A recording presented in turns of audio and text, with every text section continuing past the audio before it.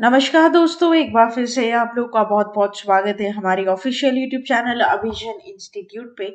मैं हूँ आप लोगों के साथ उर्वशी सिंह जी और आज का जो हमारा टॉपिक ऑफ डिस्कशन दोस्तों यहाँ पर रहने वाला है वो रहने वाला है top 10 current affairs based on 21 दिसंबर 2022। आशा करते हैं कि आप लोग सब लोग घरों में बिल्कुल अच्छे होंगे, सुरक्षित होंगे।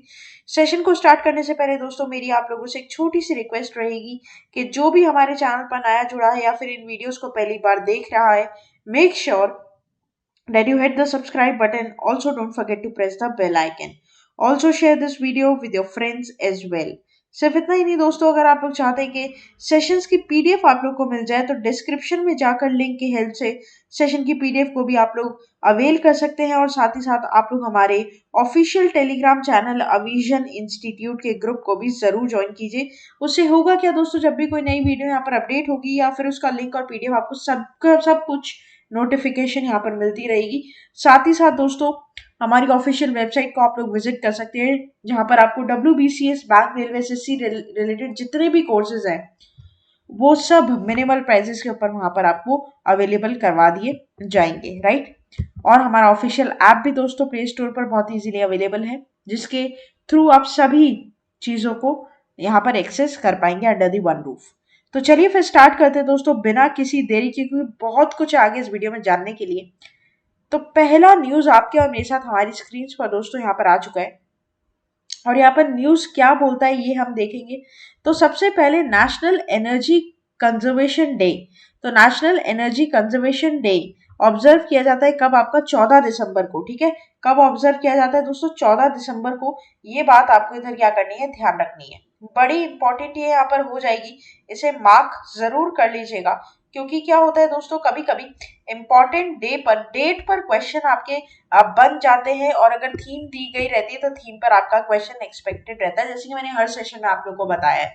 तो national energy conservation day is celebrated every year on 14th of December, and the purpose is to showcase the achievements of the nation in energy efficiency and conservation.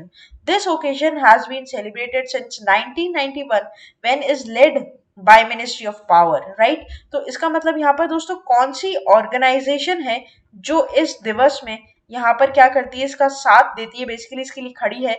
तो ये है मिनिस्ट्री ऑफ पावर। वैसे तो ये बड़ा easy है दोस्तों याद करना, क्योंकि कहीं ना कहीं ये एनर्जी रिलेटेड कॉन्सेप्ट है, तो इसमें जो मिनिस्ट्री शामिल होने वाली है वो मिनिस्ट्री ऑफ पावर ही होगी, ये बात आपको पता है। This day is celebrated to raise awareness regarding the conservation of energy as it's best way to have greener and brighter future, right. तो यहाँ पर दोस्तों नेशनल एनर्जी कंजर्वेशन डे कब मनाया जाता है? 14 दिसंबर को यहाँ पर मनाया जाता है, ये बात ध्यान रखिएगा आप लोग। और यहाँ पर दोस्तों 2022 का जो इसका इवेंट हुआ था उसमें हमारी president of India Shrimati Droupadi Murmu honourable chief guest यहाँ पर रही हैं, और साथ ही RK सिंह जो कि union minister of power and new renewable energy है, वो भी प्रस्तुत थे उस इवेंट में। ये बात मैं आप लोगों को यहाँ पर बता दूं, ठीक है, क्योंकि ये बड़ा इंपॉर्टेंट यहाँ पर रहता है। उसी के साथ साथ दोस्तों यहाँ पर एक पोर्टल की बात की गई है, ये एक एक्स्ट्रा एडिशनल इंफॉर्मेशन यहाँ पर आपको मिल रही है। एक पोर्टल यहाँ पर इस इवेंट पर 2022 में लॉन्च किया गया जिसका नाम है ईवी यात्रा, ठीक है, ईवी यात्रा पोर्टल। तो ये एक एक्स्ट्रा न्यूज है जो आपको यहाँ पर क्या करना है, ध्यान रखना है। और ये बिल्कुल दोस्तों फ्रेंडली है, मोबाइल ऐप है एक, जिसको आप भी डाउनलोड कर सकते हैं, कोई भी डाउनलोड कर सकता है और बहुत ही इजीली असेसेबल भी है ये।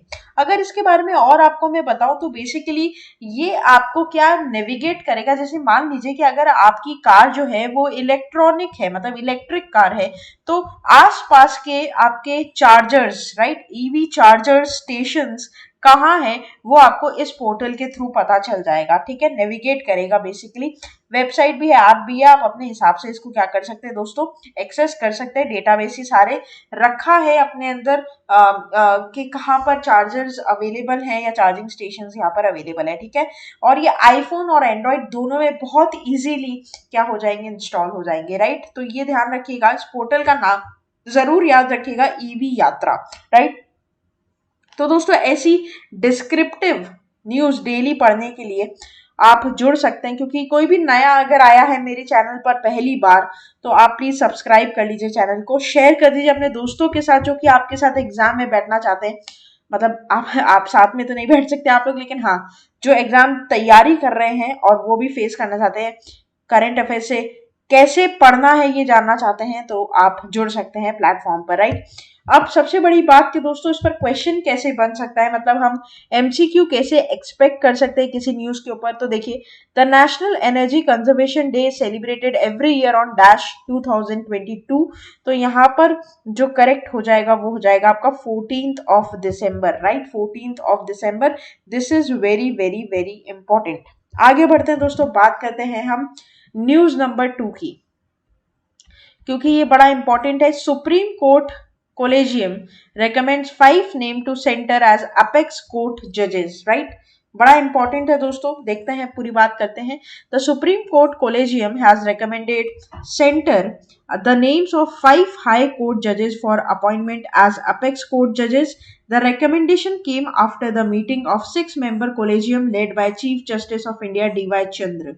After the elevation of Justice Dipankar Datta, former Chief Justice of Bombay High Court, SC's current bench strength is 28 as against the sanctioned strength is 34, right? तो मैंने आप लोग को दोस्तों मेरे लास्ट सेशन में, ठीक है, दीपांकर दत्ता जी के बारे में पढ़ाया था, और आपको पता है 50वें चीफ जस्टिस ऑफ इंडिया कौन है? डीवाई चंद्र, ठीक है। तो यहाँ पर क्या हो रहा है, बेसिकली 5 नाम रेकमेंड किए गए हैं जो कि अपेक्स कोर्ट जजेस यहाँ पर बनेंगे सेंटर के, ठीक है। और यहाँ पर ये सुप्रीम कोर्ट के कोलेजियम ने यहाँ पर रेकमेंड किए हैं। मैंने आप लोग के लिए 5 नाम दोस्तों यहाँ पर रखे हैं ताकि आप एक बार थोड़ा सा बैक हेड में याद रखें, क्योंकि क्वेश्चन आपसे अगर डेप्थ में पूछेगा तो पूछ सकता है इन और आउट पर क्वेश्चन, राइट।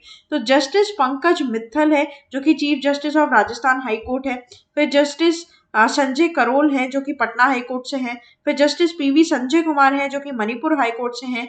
जस्टिस असानुद्दीन अमनुल्लाह जो कि पटना हाई कोर्ट से है फिर से, और जस्टिस मनोज मिश्रा जो कि इलाहाबाद हाई कोर्ट से है, राइट। तो यहाँ पर 5 जो नाम रेकमेंड किए गए हैं वो नाम कुछ इस प्रकार हैं, आप यहाँ पर देख सकते हैं दोस्तों, ठीक है।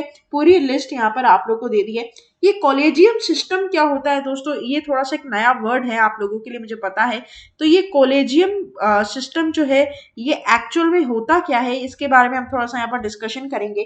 तो देखिए बेसिकली क्या होता है, इट इज अ सिस्टम, ठीक है। एक अपॉइंटमेंट का एक सिस्टम होता है जहां पर जजेस को क्या किया जाता है, ट्रांसफर किया जाता है, इवॉल्व किया जाता है, ठीक है।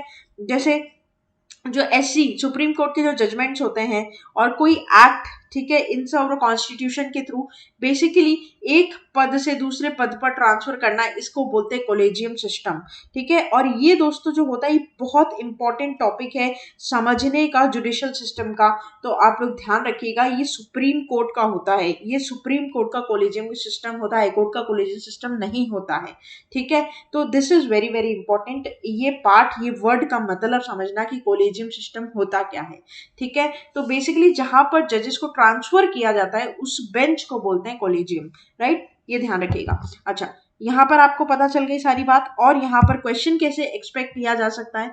The supreme court collegium has recommended to the centre the names of 5 high court जजेस for appointment as apex court जजेस which of the following is not included in the list. देखिए आउट पर question यहाँ पर आया है दोस्तों, इन और आउट पर क्वेश्चन पूछता है, मैंने जैसे आपको बताया था। तो यहाँ पर एक सैम्पल बेस्ड क्वेश्चन मैंने आप लोग के लिए बना दिया है, और यहाँ पर 5 जो मैंने रेकमेंड कराया था उसमें से कौन सा यहाँ पर नहीं है, ठीक है, कौन सा यहाँ पर नहीं है, नेगेटिव में यहाँ पर आउट पर क्वेश्चन है, तो यहाँ पर करेक्ट हो जाएगा आपका जस्टिस कविता पंडित, ठीक है। ऐसा कोई नाम रेकमेंड नहीं किया गया है, तो ये आपको ध्यान रखना है। नेक्स्ट चलते हैं न्यूज नंबर 3 के ऊपर। न्यूज नंबर 3 यहाँ पर दोस्तों हमें क्या बोलता है ये हम देखेंगे। तो prime minister launches worth ₹75,000 crore in Maharashtra, basically projects यहाँ पर लॉन्च किए गए, राइट, पूरी बात करेंगे। तो prime minister Narendra Modi to lay the foundation stone and inaugurate projects worth ₹75,000 crores in Maharashtra. According to the Prime Minister's office, that is PMO, Prime Minister inaugurated phase 1 of Hindu हृदय सम्राट बाला साहेब ठाकरे महाराष्ट्र समृद्धि महाग्राम महामार्ग covering a distance of 520 kilometre connecting Nagpur and Shirdi, ठीक है। एक expressway भी यहाँ पर बनाया गया है दोस्तों 701 किलोमीटर का, being built at a cost of 55,000 crores, is one of the India's longest expressways passing through Maharashtra's 10 district and prominent urban regions of Amravati, Aurangabad and Nasik. The expressway will help improve the connectivity of adjoining 14 other districts, thus helping the development of 24 districts of the state, including the regions of Vidarbha, Marathawada और north Maharashtra, right. तो basically simple बात ये है दोस्तों कि expressways बनाए जाएंगे, जो भी छोटे छोटे डिस्ट्रिक्ट उनको कनेक्ट किया जाएगा, उनकी कनेक्टिविटी बढ़िया की जाएगी, बेसिकली पैसा इसमें लगेगा। दूसरी बात ये है, एक और चीज मैं आपको बता दूं, जो खापरी मेट्रो स्टेशन है, ठीक है, खापरी मेट्रो स्टेशन, जो अगर आप उस साइड के हैं तो हमें पता होगा, तो खापरी मेट्रो स्टेशन जो कि ऑरेंज लाइन है, if I am not wrong, ठीक है, ऑटोमोटिव्स के ऑरेंज लाइन और एक्वा लाइन जो है उसको भी यहाँ पर फेज 1 में लिया गया है, ठीक है, उसका भी रेवोल्यूनाइज किया जाएगा, उसको भी अर्बन मोबिलिटी के साथ जोड़ा जाएगा, ठीक है। उसमें करीबन यहाँ पर 8,650 करोड़ रुपए देने की बात है, ठीक है। ये भी एक प्रोजेक्ट के अंदर है। दूसरी बात कि एम्स नागपुर, ठीक है, उसका भी हेल्थ इंफ्रास्ट्रक्चर को स्ट्रेंथन किया जाएगा, तो ये बात भी उसमें है। प्रधानमंत्री स्वास्थ्य सुरक्षा योजना के अंदर इसको लिया जाएगा, और इसमें भी करीबन करीबन 110 करोड़ और 450 करोड़ रुपए लगाने की बात है। उसके बाद जो एनआईओ है नागपुर का, उसकी भी बात की है तो वन हेल्थ अप्रोच के अंदर इसको लिया जाएगा। बहुत सारी चीजें दोस्तों यहाँ पर की है, सिग्निफिकेंस की अब आप सोच सकते हैं 75,000 करोड़ रुपए अगर वो इन्वेस्ट कर रहे हैं किसी चीज में, डेवलपमेंट में, तो बहुत सारे प्रोजेक्ट्स यहाँ पर रखे गए हैं, ठीक है। गति शक्ति, जो प्रधानमंत्री गति शक्ति योजना है उसको लेकर भी, या फिर जवाहरलाल नेहरू पोर्ट ट्रस्ट है उसको लेकर भी, ठीक है, अजंता एलोरा केव, शिरडी, वेल्लोर, लोनार, इन सभी को यहाँ पर डेवलप किया जाएगा, ठीक है। ये सारी चीजें इस लिस्ट के अंदर है। और यहाँ पर दोस्तों मैं बता दूं आपको कि जो नेशनल रिवर कंजर्वेशन प्लान है उसको भी दोस्तों करीबन 1925 करोड़ रुपए यहाँ पर फाइनेंस किए गए, उस पर भी डेवलपमेंट की बात चल रही है, ठीक है, पोल्यूशन फ्री करने के लिए बेसिकली। तो यहाँ पर आप क्वेश्चन कैसे एक्सपेक्ट कर सकते हैं दोस्तों, तो prime minister Narendra Modi to lay the foundation stone and inaugurate projects worth ₹75,000 crore in which state, तो करेक्ट हो जाएगा हमारा क्या, महाराष्ट्र, राइट। आगे बढ़ते हैं। In November, retail inflation eased below 6% for the first time in 2022. Retail inflation दोस्तों, दो टाइप के इन्फ्लेशन होते हैं, एक होता है हमारे पास होलसेल का इन्फ्लेशन, एक होता है हमारे पास रिटेल का इन्फ्लेशन, ठीक है। तो रिटेल इन्फ्लेशन की बात होती है, इन्फ्लेशन का मतलब होता है दोस्तों आपका क्या, महंगाई, ठीक है। तो आप देख लीजिएगा थोड़ा सा, तो महंगाई यहाँ पर इसका मतलब होता है इन्फ्लेशन। और इन्फ्लेशन दोस्तों अभी के टाइम पर इंडिया में कितना चल रहा है, 7% के करीब करीब, ठीक है, 7% के करीब करीब आपको पता है। तो retail inflation India has been eased to 5.88% in India November from 6.77% in October. It is the first time in the financial year when the inflation rate came within the tolerance band of RBI 2 to 6%.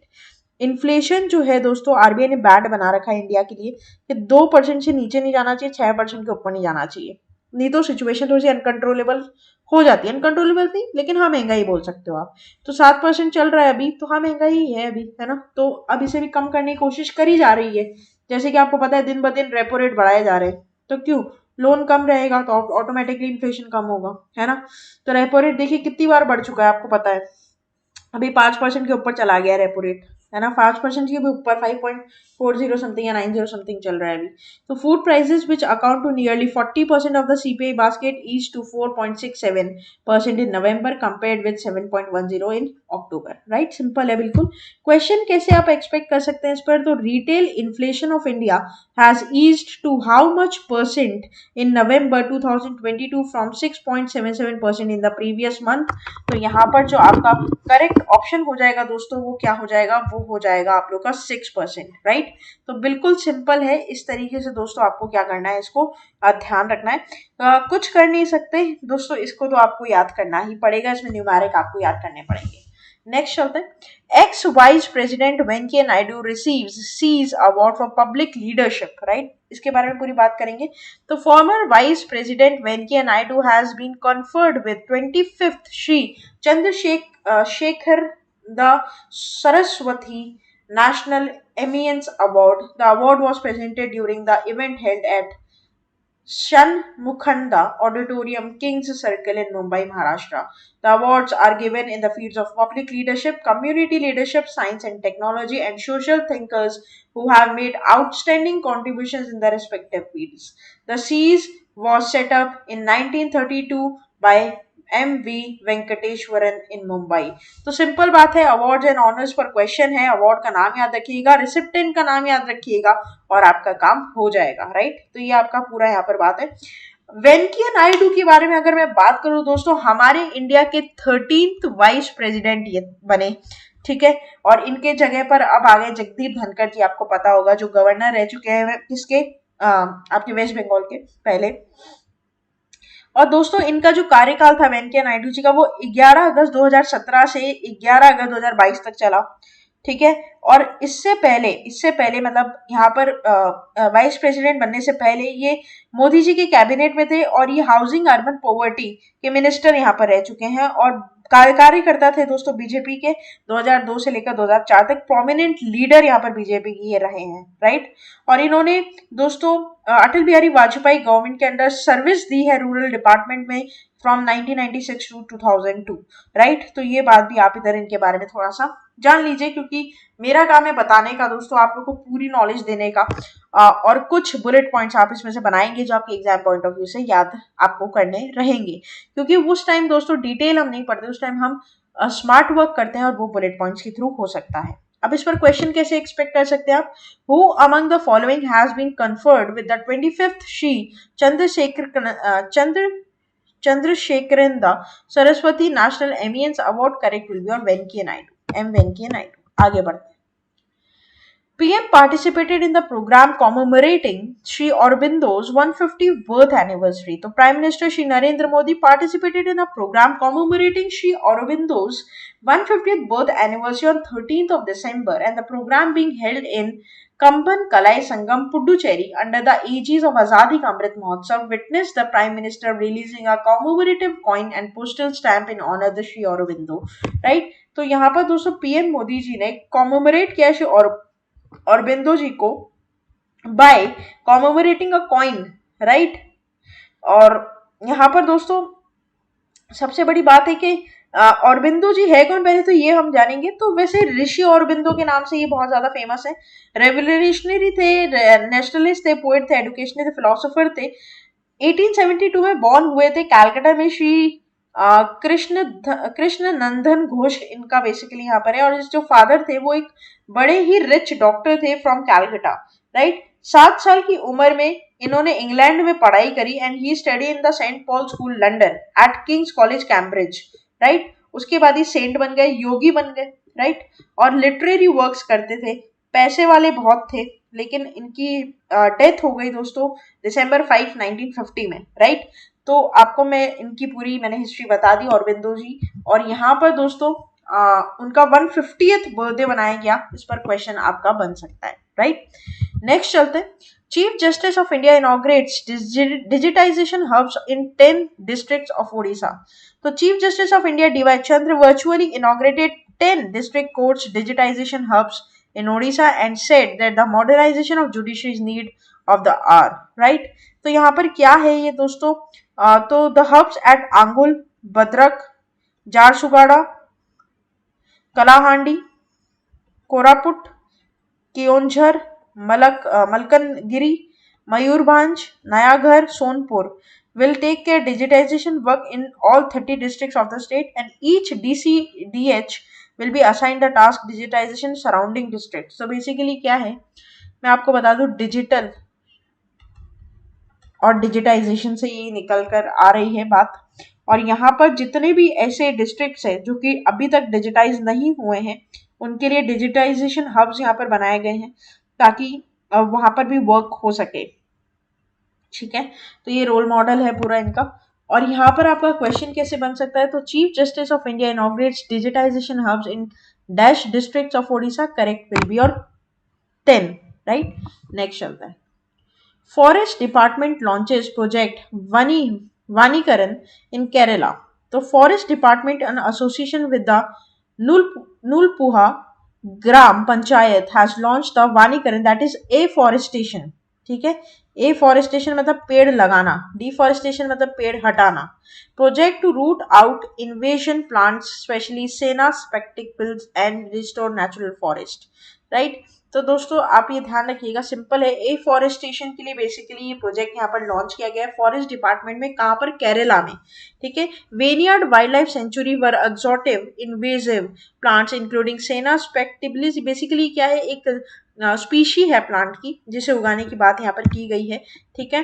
और यहाँ पर question कैसे आप expect कर सकते हैं दोस्तों state पर, तो which state forest department has launch वनीकरण, एक तो ये बड़ा इंपॉर्टेंट है कि आप इसका नाम याद रखें, project to restore natural vegetation, correct will be Kerala, right. आगे बढ़ते हैं।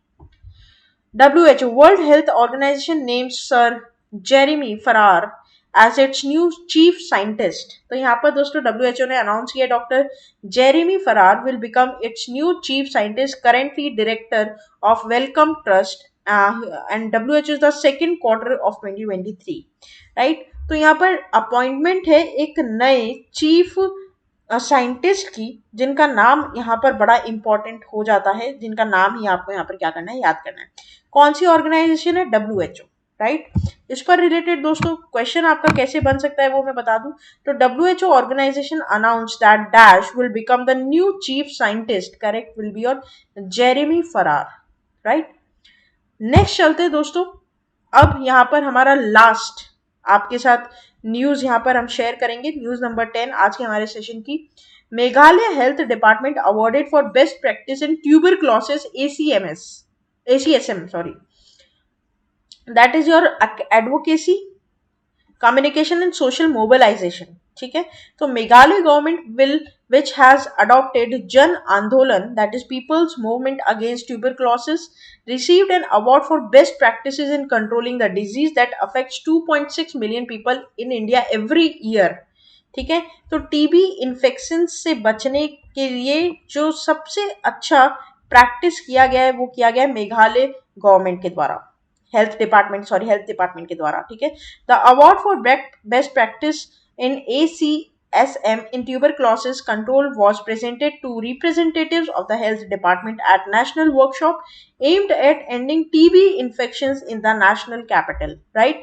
तो ये ध्यान रखिएगा कि कौन सा यहाँ पर स्टेट है दोस्तों, तो स्टेट हो जाएगा क्या, मेघालय।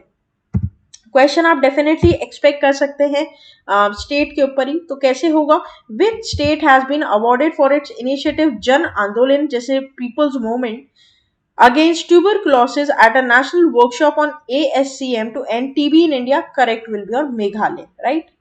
दोस्तों इंपॉर्टेंट है, इसे प्लीज आप याद रखिएगा। तो ये था हमारा पूरा टॉप 10 करंट अफेयर्स का सेशन। आशा करते हैं दोस्तों सेशन आप लोग को अच्छा लगा होगा, अच्छा लगा है तो प्लीज लाइक करना आप इसे मत भूलिएगा।